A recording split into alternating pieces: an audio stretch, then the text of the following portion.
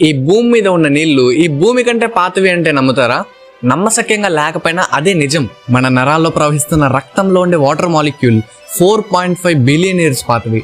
Mount Everest కంటే పాతవి, డైనోసార్ల కంటే పాతవి. అంతెందుకు, ఈ భూమి మీద ఫామ్ అయిన మొదటి కాంటినెంట్ వాల్బారా కంటే పాతవి. చిన్నప్పుడు 7th క్లాస్లో వాటర్ సైకిల్ అనే ఒక కాన్సెప్ట్ ఉంది, గుర్తుందా?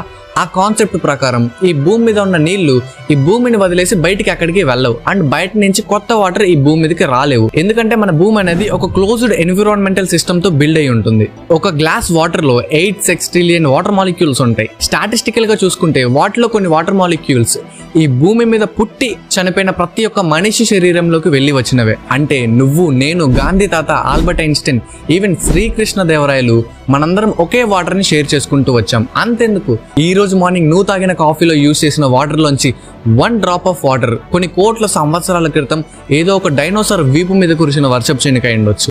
సో నెక్స్ట్ టైం ఎప్పుడైనా బీచ్కి వెళ్ళి ఆ బీచ్ వాటర్ ని టచ్ చేస్తున్నప్పుడు గుర్తుపెట్టుకో, నువ్వు పాస్ట్ ని, ప్రజెంట్ ని, ఫ్యూచర్ ని ఒకేసారి టచ్ చేస్తున్నావు అని. అసలు వాటర్ భూమి మీదకి ఎలా వచ్చింది అండ్ వాటర్ గురించి మరింత ఇంట్రెస్టింగ్ ఇన్ఫర్మేషన్ కామెంట్ సెక్షన్ లో పిన్ చేసే చూడు.